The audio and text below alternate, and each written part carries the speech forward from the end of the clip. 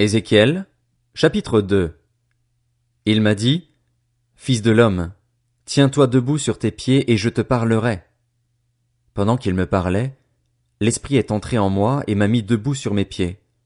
J'ai écouté celui qui me parlait. Il m'a dit, Fils de l'homme, je t'envoie vers les Israélites, vers des nations rebelles qui se sont rebellées contre moi.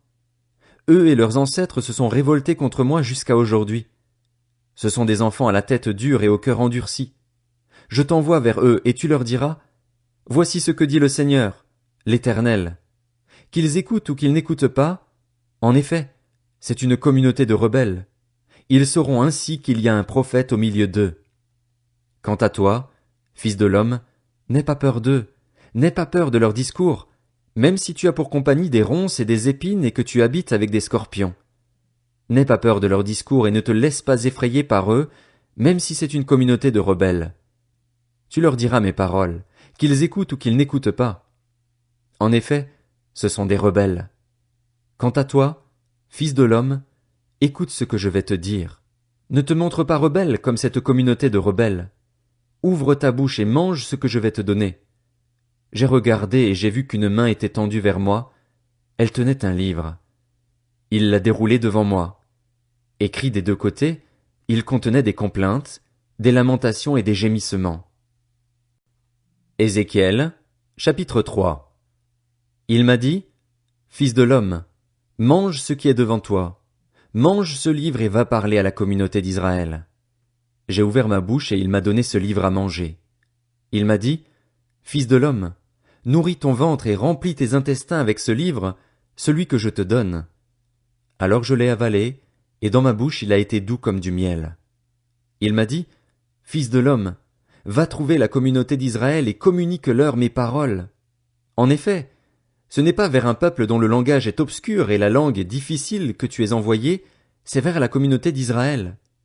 Non, ce n'est pas vers de nombreux peuples dont le langage est obscur et la langue difficile, dont tu ne comprends pas les paroles.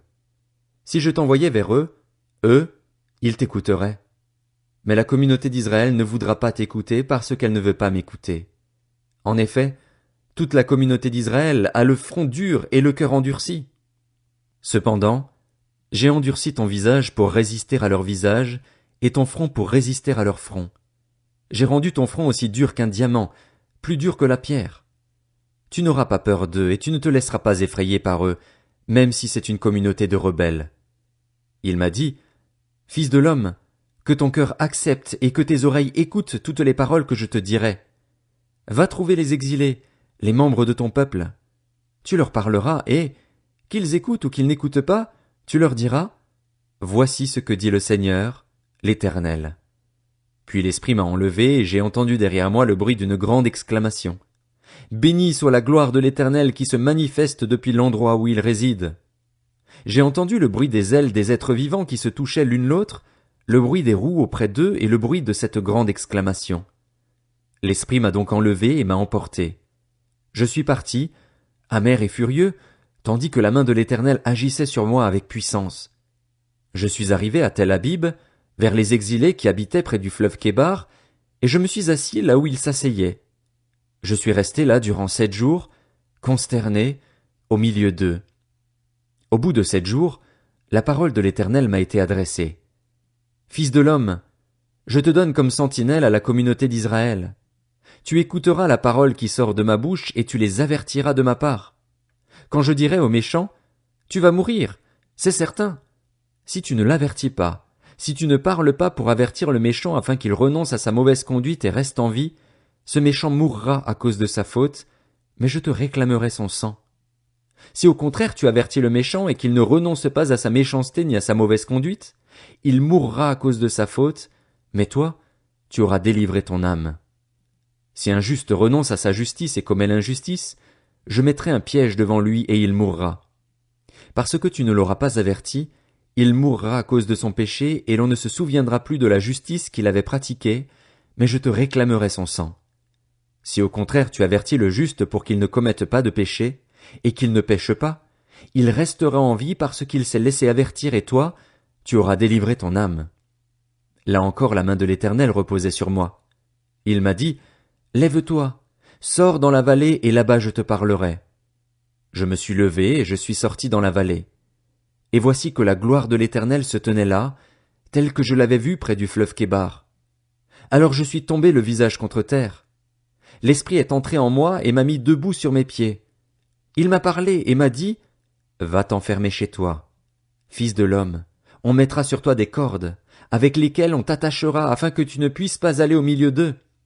Je collerai ta langue à ton palais pour que tu sois muet et ne puisses pas leur adresser de reproches, car c'est une communauté de rebelles.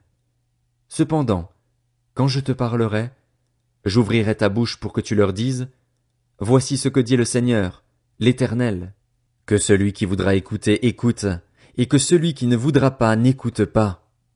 En effet, c'est une communauté de rebelles. Ézéchiel, chapitre 4. Quant à toi, fils de l'homme, prends une brique, place-la devant toi, et dessus tu dessineras une ville, Jérusalem. Puis assiège-la, construis des retranchements contre elle, mets en place des remblais contre elle, dresse des armées en face d'elle et installe des machines de guerre tout autour d'elle. Prends une plaque de fer, dresse-la comme un mur de fer entre toi et la ville, et dirige ton regard sur elle. Elle sera assiégée, car tu l'assiégeras. Ce sera un signe pour la communauté d'Israël. Ensuite, couche-toi sur le côté gauche et place-y la faute de la communauté d'Israël. Tu porteras leur faute sur toi tous les jours où tu seras couché sur ce côté. Je te fixe moi-même un nombre de jours qui correspond au nombre d'années marquées par leur faute. 390 jours. C'est ainsi que tu porteras la faute de la communauté d'Israël. Une fois cette période terminée, tu te coucheras encore, cette fois-ci sur le côté droit, et tu porteras la faute de la communauté de Juda pendant 40 jours. Je te fixe un jour par année. Tu dirigeras ton regard et ton bras nu contre Jérusalem assiégée et tu prophétiseras contre elle.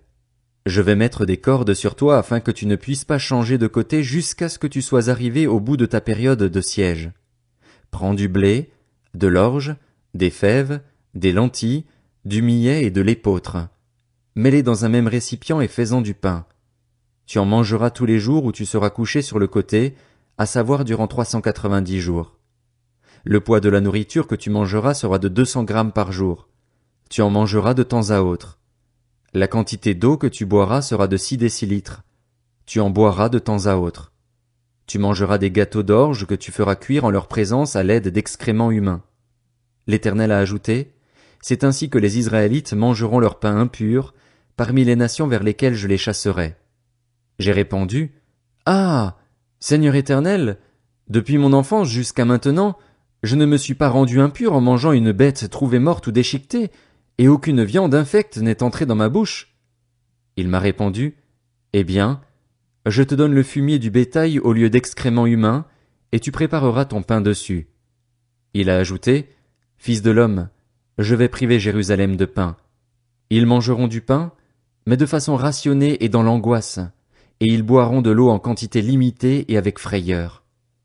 Ils manqueront ainsi de pain et d'eau, et ils seront consternés, les uns comme les autres. Ils dépériront à cause de leur faute.